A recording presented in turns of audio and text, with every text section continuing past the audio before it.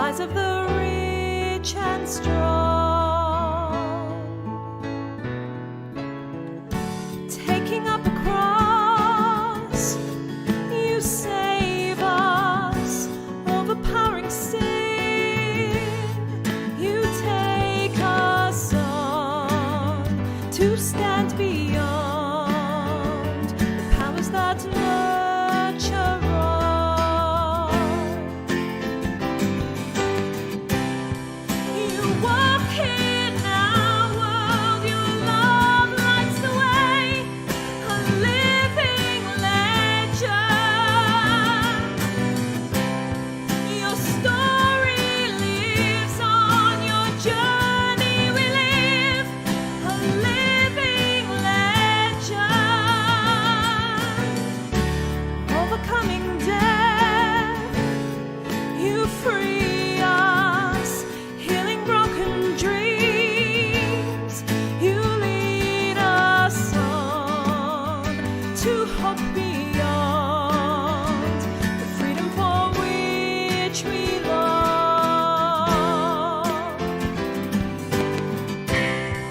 You walk in our world, your love lights the way, a living legend. Your story lives on, your journey we live, a living legend. You walk in our world, your love lights the way, a living legend. Your story lives on, your journey we live, a living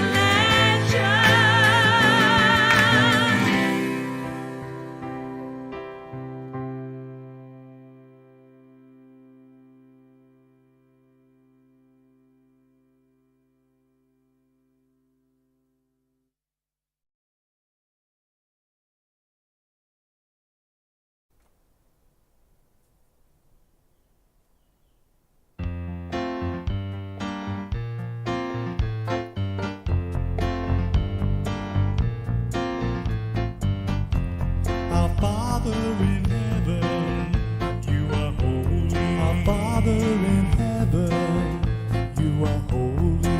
May you bring heaven on earth. May you bring heaven on earth. Give us bread of life, enough for each day. Give us bread of life, enough for each day. Keep us and release us from our sin. For you reign in power, the glory is yours, now and for all time. Amen. Now and for all time. Amen. Our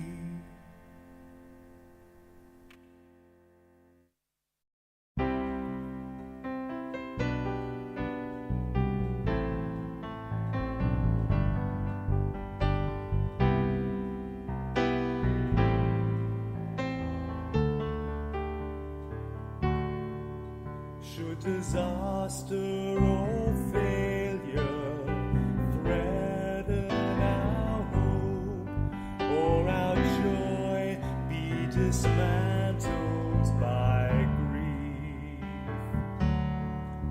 Should foundations of life be shaken by fear, then in faltering faith we will seek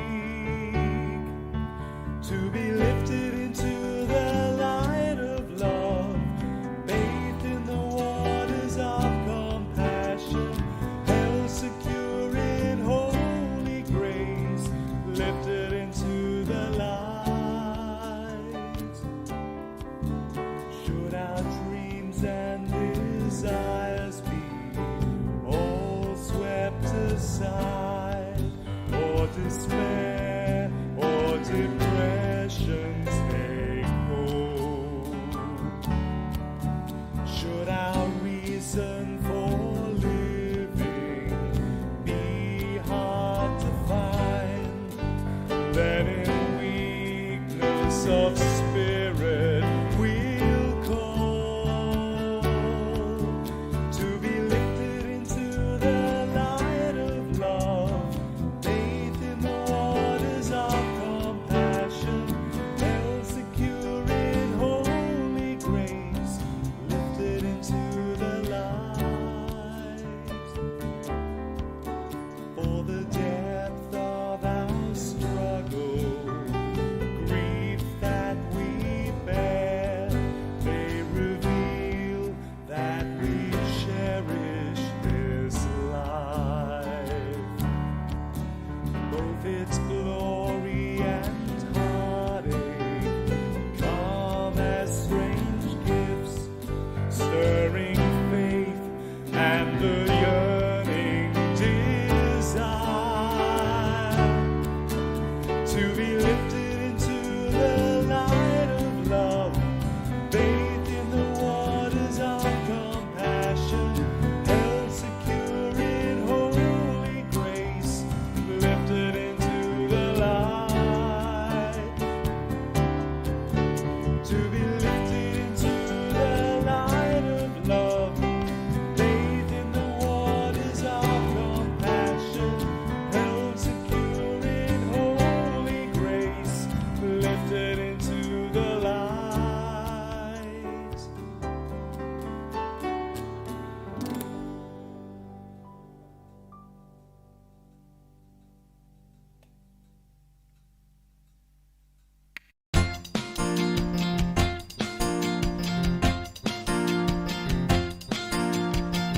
One in the Spirit, called to be God's people, gifted and empowered in God's name.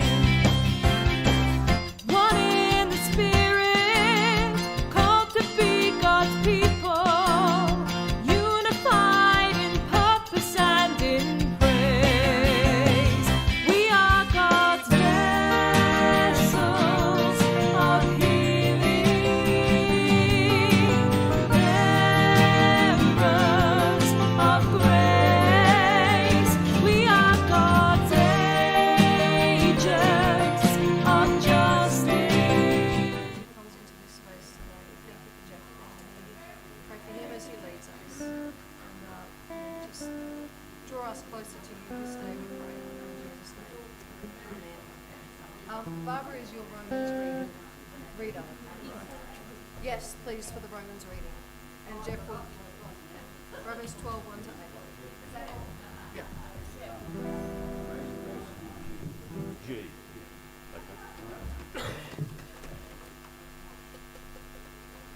We heard?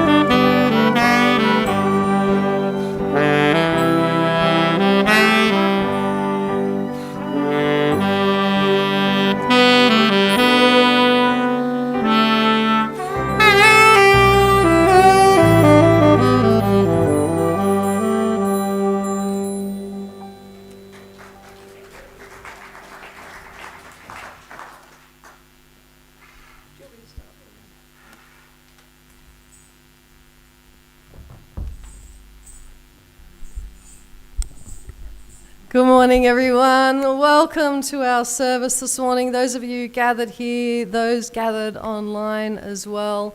It's a little bit slightly different this morning. Have you noticed anything different? No, just a couple of little things. It's really wonderful to be here on this beautiful spring morning this morning, so welcome. As we gather, we wish to pay our respects to those who have looked after this land for generation after generation.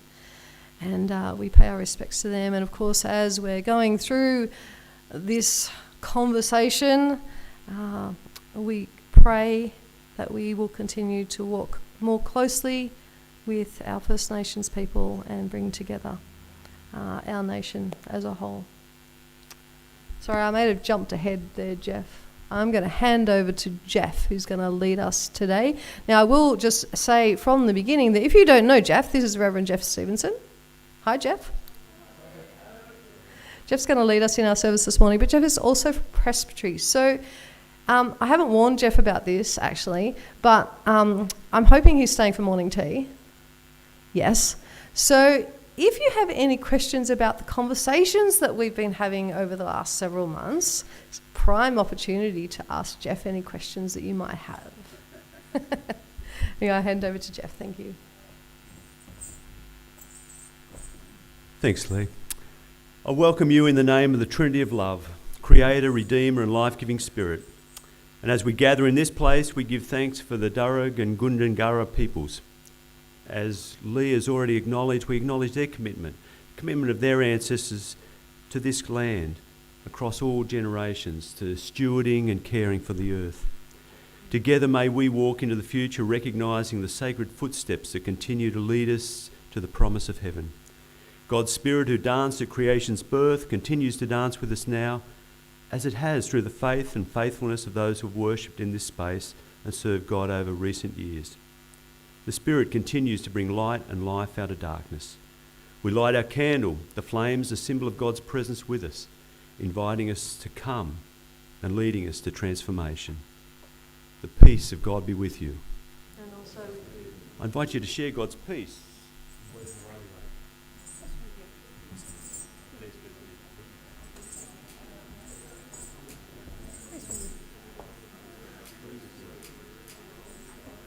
Yeah, sometimes it works, sometimes it doesn't.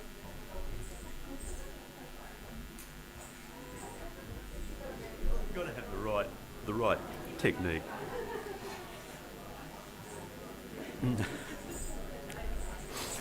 No, it's normal for me. Peace be with you. Peace be with you.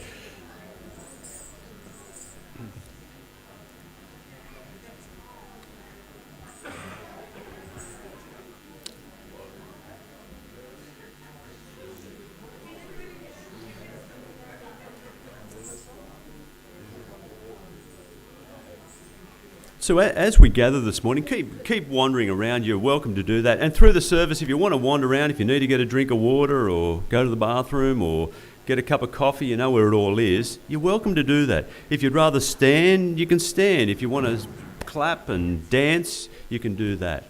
It's a little bit different. When Lee and I first talked about this, we weren't quite sure where it would go or what it would do. Somewhere between what you normally do, but also another thing that I'm involved in that we've talked about before, that's actually on tonight, Jazz on Hammers, which is Neil Reid asked us would we do something at Northmead at night, something different once a month. And I was part of a jazz band that we'd set up years ago, and that kind of drifted apart as my son and his two mates drifted off into different places, and some others did. But we gathered, there were 3 or 4 of us, played, and another group of people who liked putting food together, and another guy who liked welcoming people and giving people a drink when they walked in. And it's called Jazz on Hammers, and basically there's an acknowledgement of country, a welcome. We play music and talk about the music a little bit. There's a 5 or so minute reflection in the middle somewhere on life and spirit and God. Then we eat together. We share food and we sit around and talk and eat. And then we play some more music, and then there's a blessing at the end. It's not very churchy, and people don't know what to make of it. But those who come find it more church touches more of their spirit than perhaps normal church. And some people don't go to other churches. That is their church. So this is somewhere in between. The flow is your normal service. There's a welcome and a gathering. There'll be prayers. There'll be reading and reflection on the reading. There'll be prayers of the people and offering and blessing. The same flow. But some of the content will be different. Some of what's in there will be different. The music will be different. The music, there'll be some spirituals and things that you'll know and sing along with. But there'll be other music that's from the jazz standards, hopefully more popular and well-known ones. And some people separate music into sacred and secular. And usually that means if the person who wrote it is Christian, it's sacred. Or if the lyrics reflect Christian, it's Christian.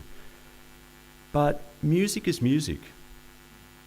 When I walked the dog this morning, the birds were singing, the breeze was in the trees, the creek was flowing. That's music. There's notes on a page, there's sounds that come out of instruments, and it comes from within. And for all of us, there are the soundtracks of our lives, the songs we listen to, that may be church related or maybe not, because they touch us in the depths of our being. And so I invite you to take this music as music offered to you, and I want to pay tribute to the people here. Lee for her generous leadership and vision and her voice and rhythm. For Graham, who's just been a wonderful musician over many years and we've known since college, and just extraordinary on the piano and writing songs and singing. Leanne, who I think is making a debut on stage up here. Woohoo! And then the Hewitt tribe, Mal on the I was going to say fiddle, violin, the fiddle. Fiddle, today's a fiddle, yeah. Got Jeremy on the alto. Gordon on the trumpet. Reggie on the trombone. They've worked really hard. We've only had one practice, so we hope it comes together. And if it doesn't, that's jazz. So the other thing, I guess, is from my point of view in the presbytery, is to say, look, church doesn't need to be church, to be God's people. And if all we do is what we always do on a Sunday morning, which appeals to us and is good and nurtures our soul, that's great. But what about the people out there who don't relate to what we do on a Sunday morning, but still want God and need to find God in different ways, in different places, who need to belong to a community of the beloved, but want to do it in a different way? That's maybe more conversational, more relaxed or informal, maybe uses different music or different forms of art or creativity. We need to explore those and do that. So maybe we need to worship on a Sunday morning and fill our own souls, and then create other ways that other people can come together, that their souls might be filled. And maybe this is something different and challenges you. Some of you will really love it. Some of you might find it very uncomfortable. And there'll be a lot in the middle. But we offer it to you as our gift to you. We come together on the edge of possibilities. For in this time, among this community, we encounter the sacred Spirit who awakens, stirs, convicts, comforts, renews and transforms. We come, we gather, we are open, we wait. We wait in the presence of God for the Spirit's transformation in our minds, hearts and lives. We worship God who created all that is and holds everything in a connected web of being in the Trinity of love. We're going to invite you to sing. If you'd like to stand, you can stand. If you'd like to sit, you can sit. This is a wonderful old song. I guess Louis Armstrong is tied up with this, both that deep gravelly voice but also his beautiful trumpet. It's a song about the world in which we live that is a wonderful, wonderful world. So we invite you, we're going to play through the melody once, the verse and the chorus, and then we invite you to come in and we'll lead the singing. So stand, sit, clap, dance, whatever you want to do.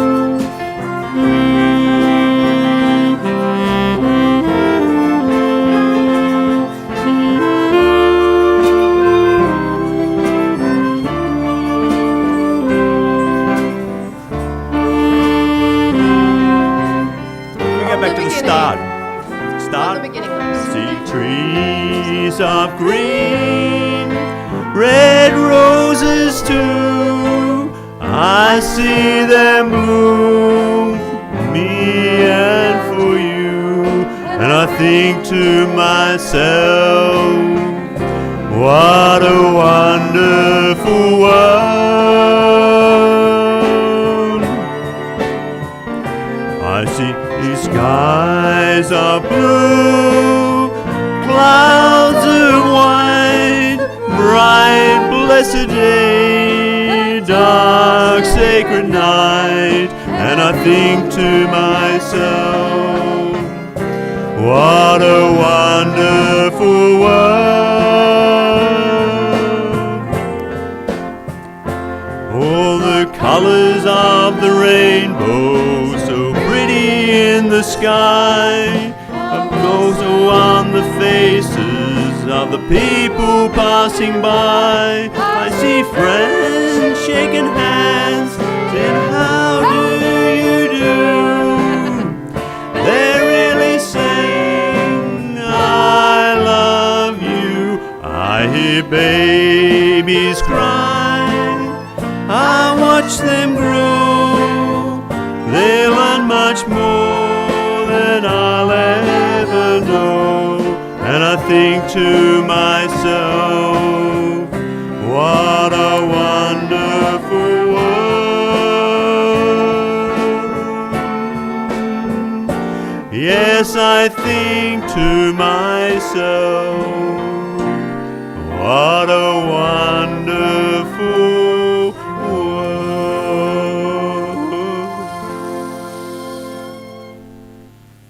I think it ends with, oh yeah. Something like that. That's a great song, isn't it? And it reminds us of the beauty and the wonder of the world that God has made. It's so often we hear the negative and the dull and the ugly, but there's so much beauty and so much beauty in people. And God invites us to connect with one another and with the earth and to love it. Let's pray. Holy One, how long? How long until we realise that it's love which set the stars in place and binds the planets in their orbits? How long until we understand that the parrot squawk is a love song and the earth's long journey through this cosmos is the time it has taken to awaken to love's embrace? How long until we realise that we are here not to increase net worth, but to awaken to our own intrinsic value as love's progeny? You are the hidden heart of the cosmos, and when we turn our attention to the affairs of the heart, there we find you. We find you smiling from everywhere and everyone, joyous to know that that another lost soul has been found. Amen. Okay, we're going to get you to sing again. These are three songs that you probably know. The first one is When the Saints. You know, what do you say about When the Saints? It's just a great song of joy and of being and of belonging. Jeremiah 17 and Psalm 1 talk about a tree that grows by water. It's got a constant source of refreshment, nourishment, life, and it stands strong when everything's dry. There's still this source of river. When the winds come, it stands firm against the challenges of life. And it says a righteous person is like a tree growing by a river. When we grow our roots deep into God and God's love, when we source the nourishment of God, we are strong to stand against the challenges and struggles of life. And we shall not be moved. And that song was also a protest song, a song of saying, we're not going to be moved. We're not going to be moved by the ways of the world and the cultures that demand something else of us, of the injustices we experience, or the domination of violence. We won't be moved. We'll stand in God. And the last one is a song that I always thought was a kid's song in Sunday school growing up. And it's This Little Light of Mine. But then I heard this African American woman sing it. And she said, you know, I can't do the accent well, you know, this ain't no kid's song, you know. And in the background you've got the drums doing their whatever, and the bass doing his walking bass, and the keyboards going. And she says, this ain't no kid's song. If you got the light of Christ in you, if you got God's love in you, you got to let it out. You got to let it shine into the world. So let's give it a go. And you can't sit still with this one. So clap along or dance along or whatever you want to do, go for it. We're going to start with just the introduction to When the Saints. So we don't sing yet. We're going to listen to the guys play. So take it away.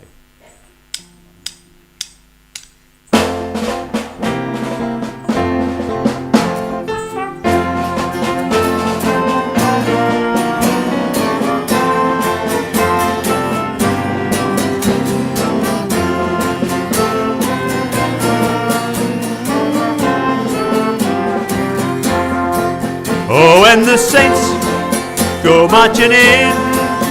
Oh, and the saints go marching in. Lord, I wanna be in that number when the saints go marching in.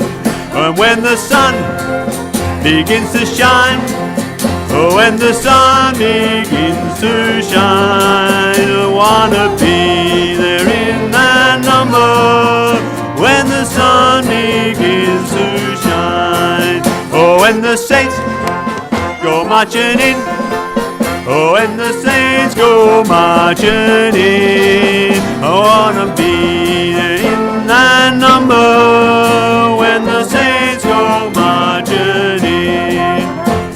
On my way to heaven and we shall not be moved. On my way to heaven and we shall not be moved. Just like a tree that's planted by the river, we shall not be moved. We shall not be moved. We shall not be moved. Just like a tree that's planted by the water, we shall not be moved. We're sisters and brothers, we shall not be moved. We're sisters and brothers, we shall not be moved. Just like a tree that's planted by the water, we shall not be moved. We shall not be moved.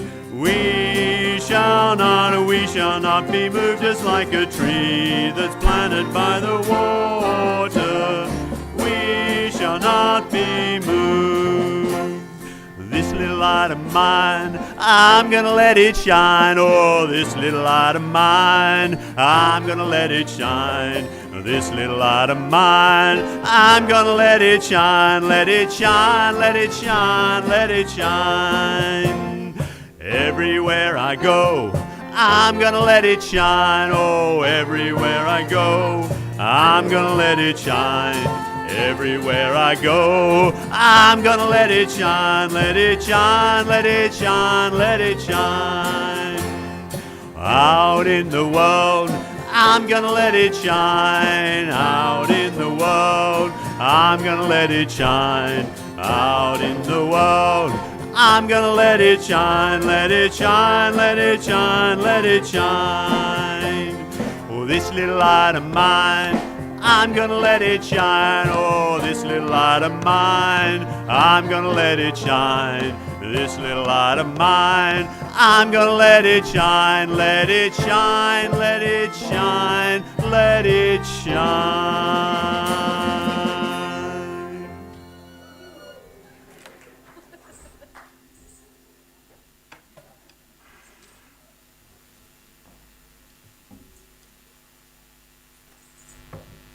That's the one we're, whoops. Stay there. It'll stay there. That's the one we were most worried about because it kind of goes all over the place, and the guys did brilliantly. So congratulate them. They're great to have them.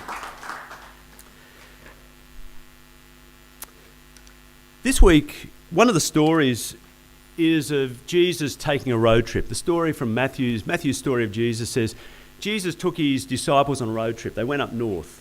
up north beyond the reaches of the Jewish homelands to a city called Caesarea Philippi. And it had a long history. It was a Greek city named Peneus, after the Greek god Pan. And there was a grotto there that was celebrated this Greek god and was in honour of this god. And an escarpment in the city, a great big stone rock face, had niches carved out of it, and people made offerings to the god Pan. In Jesus' time, Philip was the local king. He was one of the sons of Herod the Great. Herod had died, and his 3 sons had his shares of his kingdom under Rome. Philip rebuilt the city, and he named it Caesarea after the emperor. And really it was to gain favour with the emperor, to try and get more power and authority. But to distinguish it from another Caesarea on the coast, Caesarea Maritima, a great port city, he called it Caesarea Philippi after himself. And so this city was a city of politics, Roman politics, but also Greek culture and religion. And as they take this road trip north and they're in the middle of this city, Jesus sits them down and says, so, you know the goss on the streets. Who do people think I am? What's going on out there? And you can imagine the disciples think, yeah, okay, here's a good question, yeah. And give him all these answers, but the predominant ones were, well, you know, people thinking you may be John the Baptist come back, or Elijah, or Jeremiah, you know, one of the prophets. You're a prophet. At least they get the tradition right. And then he asked them this pointed question. They got it. He answered this pointed question. So, who do you say that I am? There's stunned silence until Peter, impetuous, impulsive, ADHD Peter, blurts out, well, you're the Messiah, the Christ, the Son of the living God. Well done, Peter. And on you, Peter, Petra, rock, all the same word, I will build my church. And you'll have the keys of the kingdom. And you know, the church has argued over that for centuries, which Peter and who's got the keys and which brand of religion's got control and the true thing. I'm not sure Jesus was saying any of that, but nevertheless. What's not in the lectionary reading today but goes on is this further conversation. It's kind of like Jesus says, well, now we've got that out of the way. You say who I am. Yep, congratulations, Peter, well done. We're going down to Jerusalem, the holy city, and when we get there, I'm going to be arrested by the religious leaders and priests. They're going to try me and hand me over to the Romans, who will crucify me, and on the 3rd day I'll rise. That's the agenda, the program for the next few weeks, guys. And Peter takes him aside and says, what are you talking about? Hang on, didn't we just say you're the Messiah? What's all this talk of suffering and death? And Jesus rebukes him and says, get behind me, Satan. Those words are not God's words, your words. They're the words of humans. Behind that was in Peter's mind, in the culture of his day, the men and women of his people, they were expecting the Messiah to be someone who would be a warrior king, like the great King David, and would come and rally the armies and troops of Israel and rout the Romans, send them running, packing, and restore Israel to its former glory under God. And you can imagine, I don't know, the conversations in the background, Jesus saying to Peter, Peter, what are you talking about? When have I ever gathered armies? When have I ever shown any sign of violence? When have I ever looked for power? Look at me. I don't even have anything to own. I've got the clothes I wear. You've seen me reach out not to the powerful and impressive people, but the marginalised and the struggling. You've seen me love and bring healing and life and hope. Why would you think I could be a warrior king? But what Peter was thinking was in the minds of the people and the minds of culture. And I guess it's how we think, isn't it, about being strong and mighty. And so much of the church is victorious and rah-rah for Jesus, and you're going to quash all those enemies, and we're going to heaven and the rest can go wherever. And yet none of that's what Jesus ever said or pointed to or did. The church is too often like Peter and misunderstands. And so we come back to that question, who do you say that I am? It sounds like a theological exam question or a Bible study question, and we'll write the answers, Jesus is, and once we get a few sentences together, we're right. But it's not that. It's not a question we can answer with our heads. It's something we answer with our hearts. Who is this Jesus? And will we follow him? And it's only as we follow and walk in his footsteps we'll discover something of who he is and discover the way. So, who is it that you say Jesus is? We're going to do another song.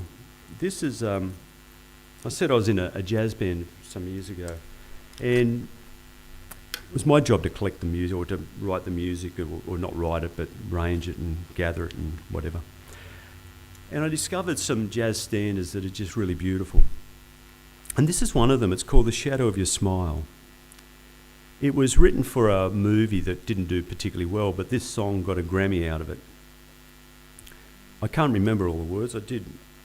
It's really looking back. I think I'll look them up. Let me just see if I can find them. It's about looking back at love. Looking back at... no, I can't see it there. When the love of this person's life is not there, how we live in the shadow of that smile, remembering the smile and the love. And for me, when I play and think of that line, the shadow of your smile, I think of God. What does it mean to live in the shadow of God's smile? The shadow of the smile of God that always looks down upon us. The shadow as we look backwards and remember the experiences of God, when I've wandered away and done my thing and got lost, and remember God's presence that draws me back. This is the shadow of your smile.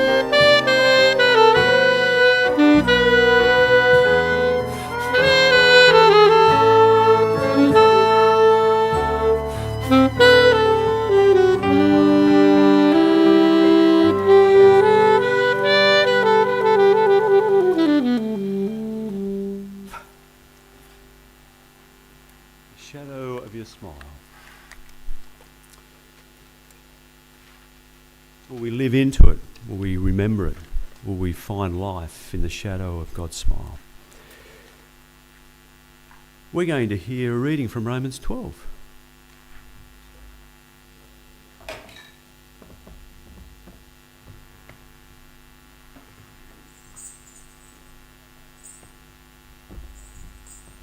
So, Barbara. Yeah, there you go. All right. Yeah. Oh, oops.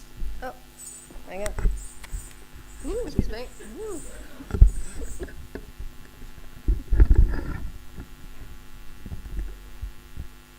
Okay, good. The reading this morning comes from Romans 12. Ooh!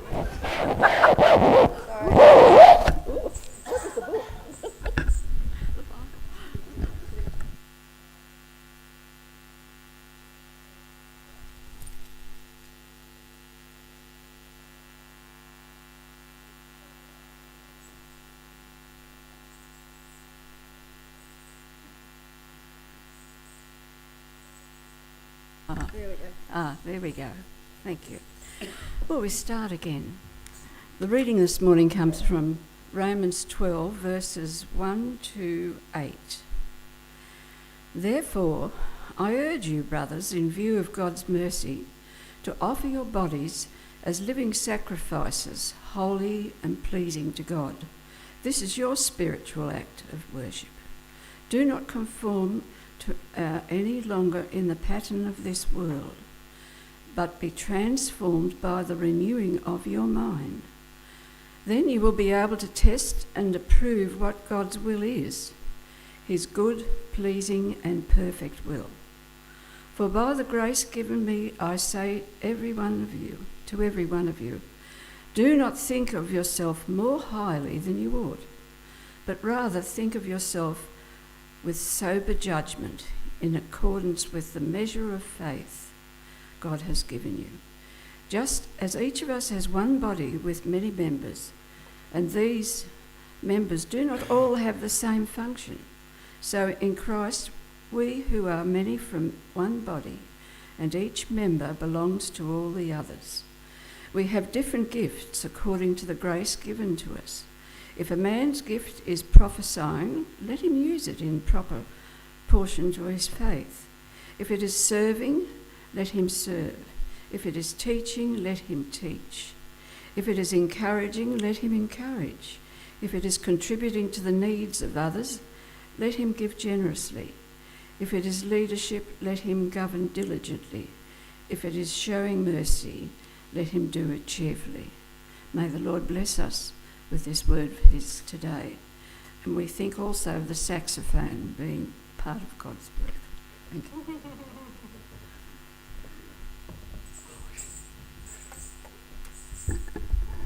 Thanks, Lou. I'm glad you did that. I would have pulled it apart. That verse, don't be conformed to this world, but be transformed by the renewing of your minds, that you may prove what the will of God is, that which is good and acceptable and perfect, is always one that challenges me, and one that I was not always sure what it meant. Why mind? Why not heart and soul and spirit? Why transforming your mind? And I was thinking about it. I started music in high school. I probably always loved music, was drawn to it, but we never had musical instruments in the house, even though Mum's family her father was very musical.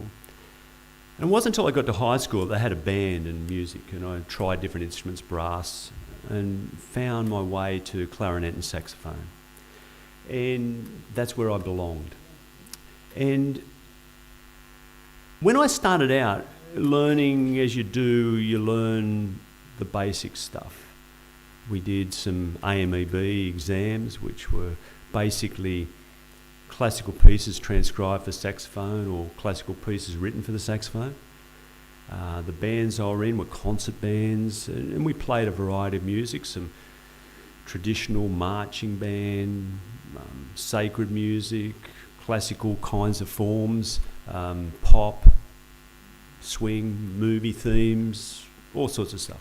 Learned to love a diversity of music, but always it was written music, and you follow the notes on the page. which was good. Sometimes they got really hard. They looked like swallows on a fence, and you didn't know where they were going. And sometimes they were easy. And then I was asked to join a group of friends who had a pop group, a harmony singing group, typical of the 70s, 80s in the church. And there were a couple of guitars and percussion and singing. And they wanted me to play, not sing, but play sax, clarinet, and then I picked up a flute. And fiddle with keyboards a bit, and I mean fiddle, that was about it. But suddenly the written parts weren't there. The sheet music was there, it was in a different key, but I couldn't play the melody because they were being sung and they wanted something different. And so I had to work out how to play different parts.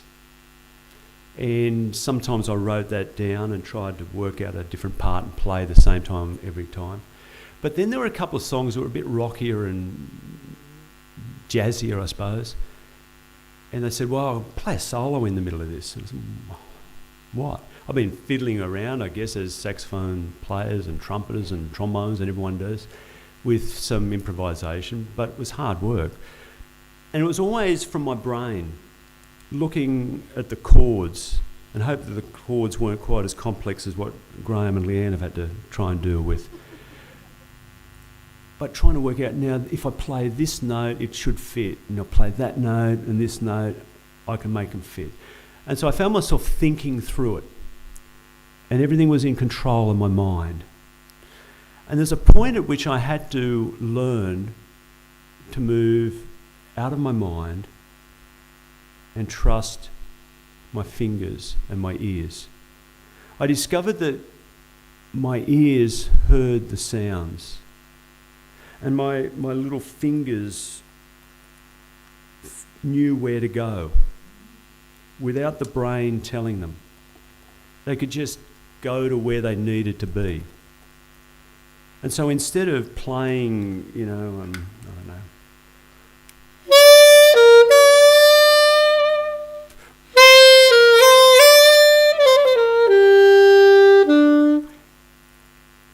the fingers and something in here wanted to go a bit differently, and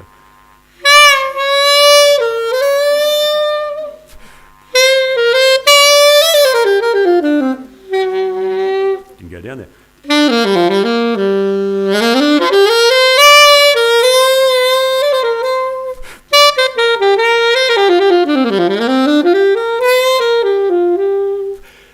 There was something in here that wanted to go in a different place to what this was trying to control. And what I had to learn was to let go of this and trust this. And if I trusted this, the fingers would find their way, and ears and eyes and heart would guide. And I suspect that's what Paul is really trying to say to us. Stop thinking it through too much. Stop being so informed by the culture around you as well. All that subconscious stuff that you take in. It's not right. It's not God. Let go of that. And find what's in here. That place where the Spirit of God speaks to our spirit and calls forth the deep yearning from within us. The true self, the being that's there, that's created by God, that wants to come out. And it won't be out of your head. There's a guy called James Finley. He studied under Thomas Merton for a few years as a monk. And he's a clinical psychologist and spiritual director. And he's got some beautiful, beautiful phrases, quotes. One of them is, we're afraid of losing the control that we think we have over the life we think we're living. We're afraid of losing the control we think we have over the life we think we're living. And I think that's what Paul is saying. Let go. And Jesus is certainly saying that. Let go. You think you're in control of your life. And you think you're living the life you're supposed to live. But if you step back and listen to Spirit, listen to your deep yearning, you might discover you're actually not in control. And we know that when the crises come, when the unexpected happens, and suddenly we're out of control and we're floating around in a sea of confusion, and we're not in control. And we can never be in control, not really. And the life we're living is often the life that people expect us to live.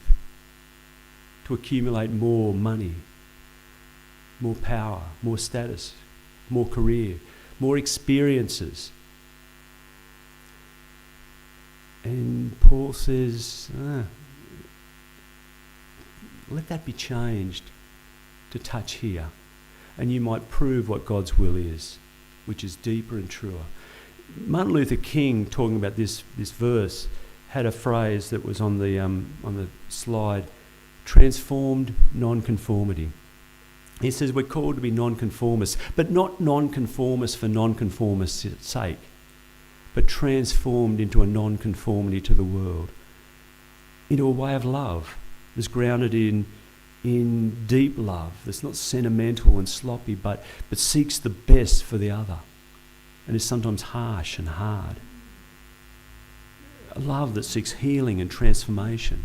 A love that's grounded in justice, that is about restorative justice rather than retributive justice. So much of our justice is about punishing people, but God's justice is about restoring relationship, bringing healing and reconciliation. It's about a life that's peacemaking, not peacekeeping, as in keeping the peace at all costs, or keeping the peace with power and domination and violence, as so much peacekeeping is, but making peace, true peace, through reconciliation and love and relationship, of being connected to the earth and to one another, and breaking down the divisions and the things that divide, so that we create an inclusive community of love and grace, into which everyone's welcome. And he goes on in that passage to talk about the body. Our bodies are vulnerable things with so many parts, and each part is important and significant and contributes. And we know when one part is ill or diseased, we suffer. And so everyone has a place at the table. Everyone has their part. And everyone is important. And it's only when everyone is there, sharing the same food, physical food, food for life, food of spirit, that we're whole and we find where we should be. So we're going to sing a song of play for it. This is, you probably recognise that tune already. Hoagie Carmichael wrote it. He was challenged by a friend, Freddie Trumbayer, who I think was a trumpeter, but I could have that wrong, to write a song about the Deep South. He said, you write a song about the Deep South, you can't go wrong. Georgia, you know. And Hoagie's scratching his head, and he said, look, I'll give you the first two words of your song. Georgia, Georgia. Now go write it. So Hoagie Carmichael did, over the next few days, wrote this song. Neither of them came from Georgia, and he wrote it in New York City. But it's a song about place and about being and about remembering where we belong and where we come from. And I guess it was Ray Charles, 30 years later. He was born when this song was being written and performed.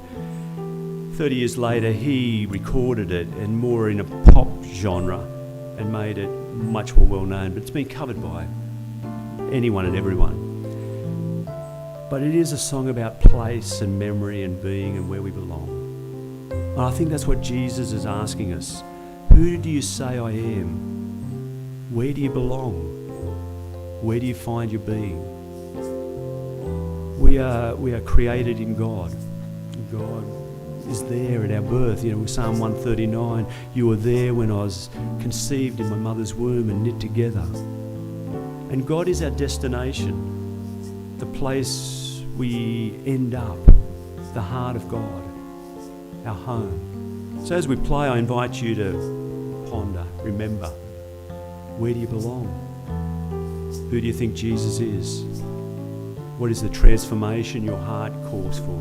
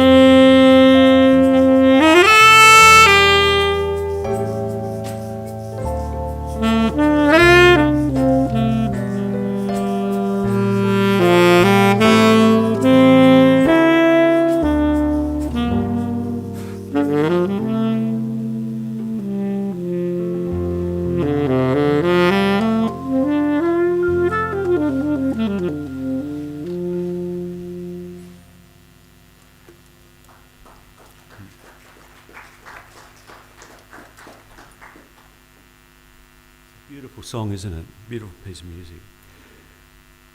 We're going to bring the prayers of our heart. Now, what is in your heart now? What are you feeling? What are the prayers you bring for yourself, for those you know, for the world in which we live? And we're going to write them down. People have bits of paper. There's you've got bits of paper and pens and whatever. Write the phrase, the word, the prayer of your heart, and there's a bowl down the front, and you're invited to just come and place it in as an offering of your prayer and what you bring to God. We're going to play a song. What are we going to play? This is another song of remembering autumn leaves. For some reason, when I play this, it talks about the falling leaves of red and gold. And when the leaves in autumn fall, I remember you. I remember the love we had. I remember the summer kisses, the hands we held. But since you went away, the days grow long, and I long for you. And I think of the people who are not with us anymore. I think of Mum or my grandmother. I think of others. I think of where God is in all that, who holds us.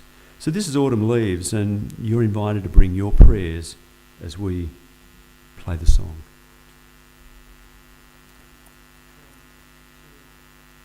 Thank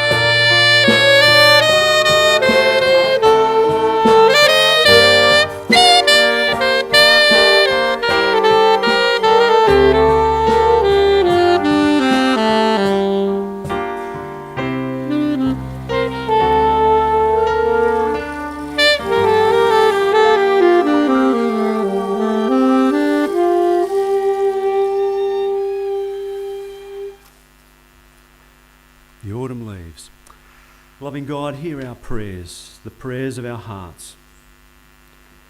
Hear our yearning, those things that are deeper than words, the yearning for you, of our lives and the life of our world. And we pray that your kingdom will come and your will be done on earth as it is in heaven, in our lives and in the life of the world. Amen. Well, we come just about to the end. We're going to continue with an offering. I think the offering will go around in this time. I always forget the offering, and treasurers hate me for that. It's not good, is it? We're going to get you to sing again, and this one's a great jazz, gospel, blues, whatever it is, standard. Just a closer walk, and that's our prayer, isn't it? That we will walk more closely with the love of God.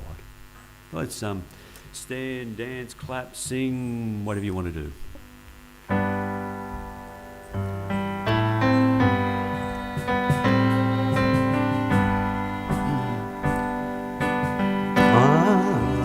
Weak, but Can we get back a slow, James? Jesus, keep me from all wrong. Daily walking close to thee. Let it be, dear Lord, let it be. Just a closer walk with thee. Grant it, Jesus, if you please. Daily walking close to thee. Let it be, dear Lord, let it be. Through this world of toils and snares, if I fall, the Lord who cares. My burden bears, none but thee, dear Lord, none but thee.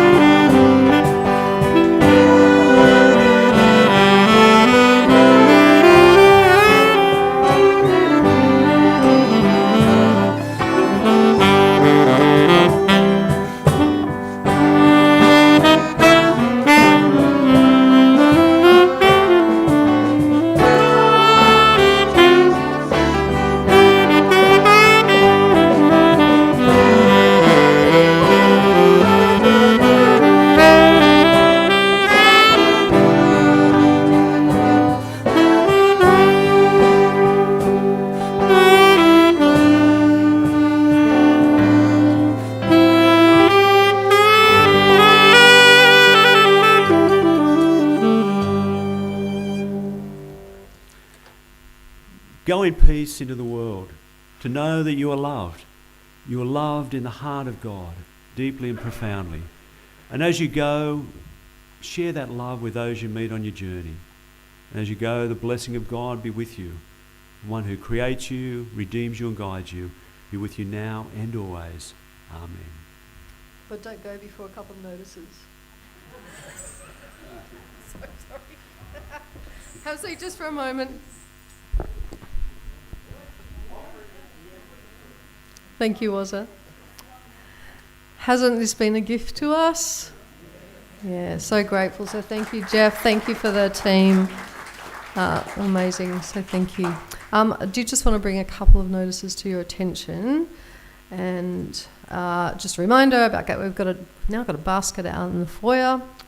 Okay, to let you know, and this would be a great way to get to know some of our sisters and brothers at Blackson, to go to their Outback barbecue on the 17th of September.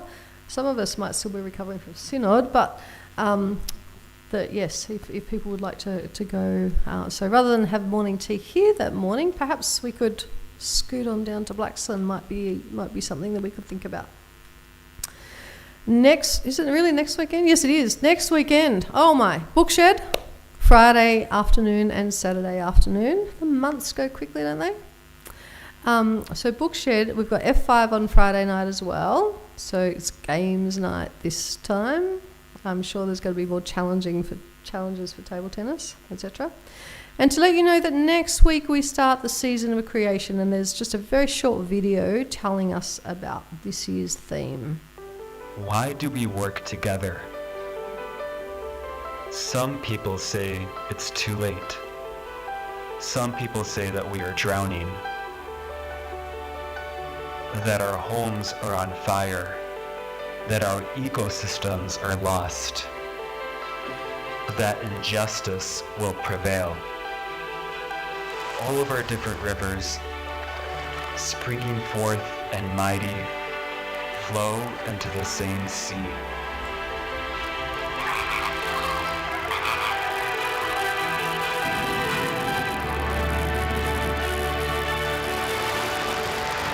We are witnesses of faith. We are witnesses of hope. And we are witnesses of love. Together, we will journey in communion as the people of God to let justice and peace flow.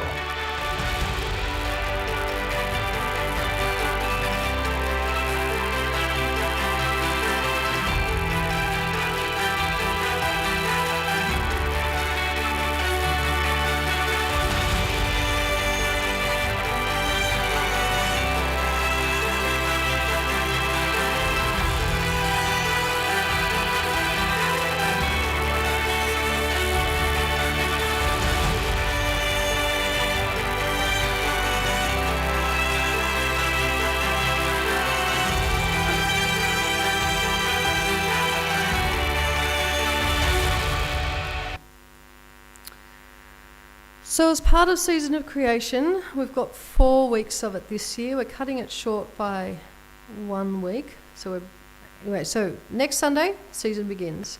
Then we've got David Reichart coming, and he did a PhD. I can't remember the actual title. Jeff may know, but it's on the Murray-Darling. So with this theme of rivers and let peace and justice flow, he's coming to share with us that morning. So I'm really excited about that. You've got Lee, you've got myself and Don, week 1 and 3. Don might not know about that yet, but there you go, Don. Then on Friday the 22nd of September, planning on screening The Message of the Lyrebird film, which is largely filmed locally, and also a friend of our congregation, Dr. Anastasia, is featured and is very much a part of this film as well. So be on that Friday night, and that's such an opportunity to bring other people from the community as well to that. And then Sunday the 24th is Blessing of the Animals, annual Blessing of the Animals. So that's Season of Creation, starting next week. Another, just heads up, this is not in Grapevine yet. So in October, the book shed, the normal thing, is expanding and becoming like what we used to have our annual book fair. Okay, so it's still going to be the same. Well, it's going to be the Friday afternoon and all day Saturday. Is that right, Robin? Yes. Okay, so next week, September, normal. October, though, mega book fair. Okay, downstairs. And then on the 8th of October, and I know this clashes with the concert at Buckland, and I'm really sorry. I've yet to confirm the details, but that's our next Sounds of Sunday concert, and it's highly likely to be French cabaret. So that's our Sunday lunch concert on the 8th of October. That'll be our last one for this year. and Fair Trade Fair on the 11th of November. So just heads up for that. Now, are they things that you think it would be helpful to tell the wider community about? Yes? Okay. Now, I had given up on this last week, but a few people came to me during the week and said, come on, we can maybe do this. Warwick's going to help me out today. Next Saturday, we have the opportunity of sharing all of these things, getting flyers into the hands of potentially hundreds, if not thousands of people at the Springwood Spring Fair. So we're going to try it. Aren't we, Warwick? We're going to try it. It's a festival, so... Sure. So if you are able to come and just be there for an hour or half an hour, if that's all you can manage, just to be at our stall, there will be flyers, there will be information. All you have to do is just smile sweetly, talk to people, and just let them know what's happening here and where we are. That's an important part too, because people think we're the Anglican Church down the road or we're somewhere else. Okay, it's not particularly onerous, and it's such an opportunity of connecting with people. As Jeff said right in the beginning, we need to do these different things to be able to connect with people. And as we said the other weekend, we connected with at least 120 different people through Bookshed and Sounds of Sunday concert a couple of weeks ago. So it's a wonderful opportunity. If you can help us out just for a short time, please put your name on the roster. That'd be great. I think that's it. Jeff's given us the words of sending, Marjorie. So we will be, thank you for that question, Marjorie. So where we will be is actually just outside Springwood Court. So I think you all know where Springwood Court is, the Uniting building at the far end of Macquarie Street. And our stall will be just near there. On the flyers. On some flyers. I'll try and get them in. I'll try. Thank you for the question. We're going to sing a blessing to one another.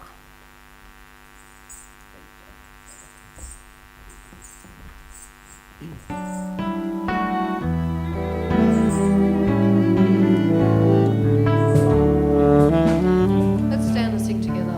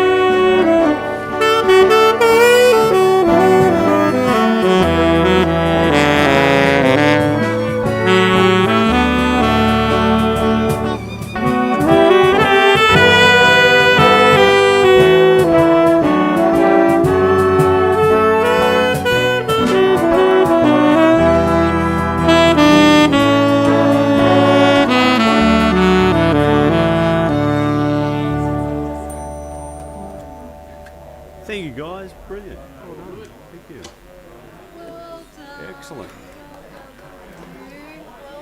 Thank